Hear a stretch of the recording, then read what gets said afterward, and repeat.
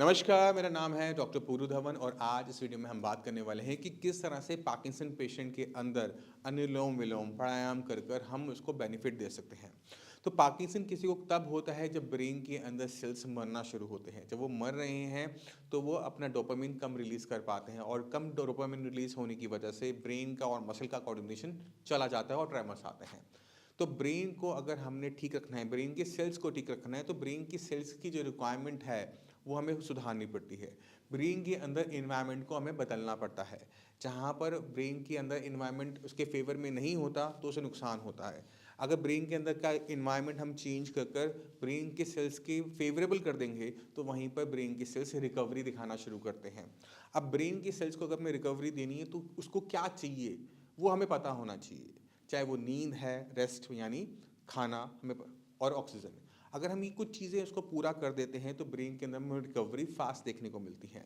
तो अक्सर हमने इस चैनल पे बहुत सारी वीडियो बनाई हैं कि क्या खाना खाना है, क्या हमने विटामिन मिनरल्स देने हैं, किस तरह से हमने एक्सरसाइज करनी है, हमने बहुत कुछ बना रखा है।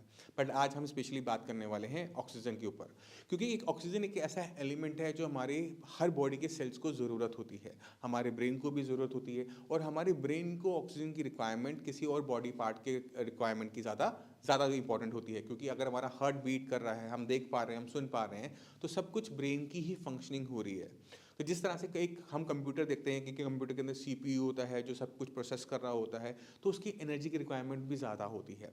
इसी तरह से जब हम ब्रेन के बारे में बात करते हैं, क्योंकि ब्रेन हमारी बॉडी का सीपीयू है, सेंट्रल प्रोसेसिंग यूनिट है, तो इसमें एनर्जी की रिक्वायरमेंट बहुत ज़्यादा है, इसमें ऑक्सीजन की रिक्वायरमेंट ज़्यादा है। तो इस हाई एनर्जी रिक्वायरमेंट वाले चीज़ को हम किस तरह से बेटर कर सकते हैं, अब उसको हम डिस्कस करेंगे। तो शुरुआत करते हैं सबसे पहले हम अनुलोम विलोम से।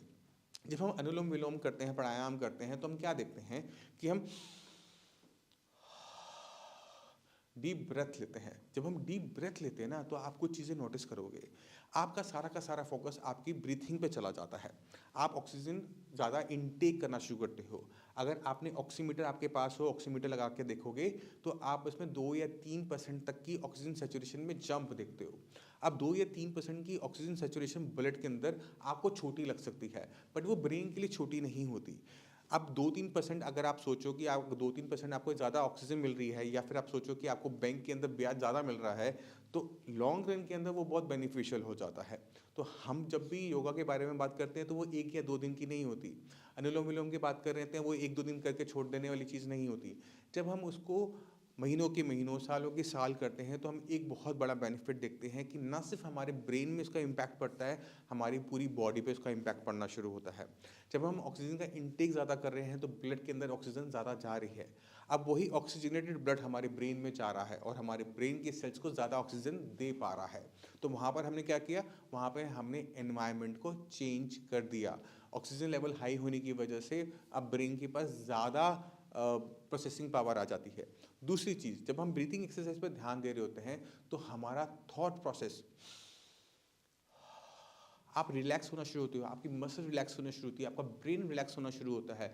और जब हमारा ब्रेन रिलैक्स होता है, जब हम सोच नहीं रहे, तो हम क्या करते हैं, अपनी ब्रेन को थोड़ा सा रेस्ट दे रहे होते हैं। और जब हम ब्रेन को रेस्ट देते हैं तो ब्रेन के अंदर रिकवरी अच्छी देखने को मिलती है। क्योंकि अगर हम पार्किंसन पेशेंट के बारे में बात करें तो पार्किंसन पेशेंट से जब आप बात करोगे तो वो एक कॉमन दिक्कत बताते हैं कि उनको नींद अगर अच्छी भी आ रही है ना तो वो टूटी टूटी रहती है, क्योंकि उनको सपने बहुत ज़्यादा आते हैं। सपने भी ऐसे आते हैं, खतरनाक खतरनाक सपने आ रहे होते हैं जिससे उनको रात को भी डर लग रहा होता है, सोते हुए भी डर लग रहा होता है। तो अगर हम अपने ब्रेन पे कंट्रोल लेना सीख जाते हैं तो हमें बेटर कंट्रोल आता है अपनी पूरी बॉडी के ऊपर। तो जब हम अनुलोम विलोम कर रहे हैं, प्राणायाम कर रहे हैं, हम ब्रीथिंग पे ध्यान दे रहे हैं, तो ब्रीथिंग की वजह से जो ऑक्सीजन जारी है वो ब्रेन की प्रोसेसिंग पावर को बढ़ा रही होती है और वही हमें चाहिए। अब ब्रेन को सिर्फ ऑक्सीजन से सिर्फ काम नहीं चलता, उसे खाना भी चाहिए। तो खाना हमारा जो होना चाहिए वो हाईली न्यूट्रिशियस होना चाहिए। अगर हम अपने खाने पर पे ध्यान देते हैं अनुलोम विलोम प्राणायाम के साथ, तो क्या होगा कि ब्रेन के अंदर जो इन्वायरमेंट है वो चेंज होना शुरू हो जाएगा।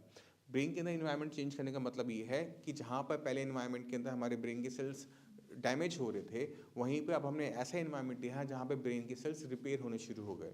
तो ब्रेन को अच्छे से आप ऑक्सीजन दो, ब्रेन को अच्छे से आप खाना दो जिसके अंदर विटामिन मिनरल्स अच्छे से हो, प्रोटीन पूरा हो, कार्बोहाइड्रेट्स हो, जिससे ब्रेन की प्रोसेसिंग पावर बढ़े। क्योंकि पार्किंसन हम देखते हैं कि ओल्ड एज में होने वाली बीमारी है। ओल्ड एज के अंदर हमारी पूरी बॉडी डेटोरेट कर रही होती है, वीक हो रही होती है, और ब्रेन भी उसी का पार्ट है। तो अगर हम अच्छा खाना खाते हैं, अच्छे तरीके से हम रहते हैं, तो ब्रेन की प्रोसेसिंग पावर बढ़ती है, या फिर ब्रेन आगे डैमेज होना बंद कर देता है, जो कि ज़रूरी होता है पार्किंसन के अंदर। क्योंकि पार्किंसन जो है वो सेल्फ प्रोग्रेसिव डिसऑर्डर है, यानी अपने आप बढ़ने वाली बीमारी है। क्योंकि उम्र बढ़ रही है, उम्र की वजह से हमारा शरीर ढल रहा है, इसी वजह से हमारा ब्रेन भी ढल रहा होता है। तो किसी भी तरीके से अगर हम ब्रेन में ये जो ढलान है धीमे बढ़ती है या फिर बढ़ना बंद कर देती है, जो कि बहुत ज़रूरी होता है किसी भी पार्किंसन पेशेंट के लिए।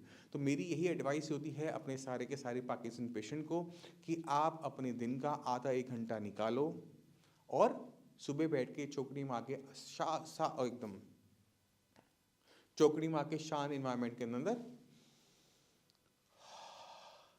ब्रीथिंग एक्सरसाइज करो। क्योंकि ब्रीथिंग एक्सरसाइज से सिर्फ ऑक्सीजन नहीं, ब्रेन की भी इसका इफेक्ट पड़ता है, जो कि बहुत ज़रूरी है।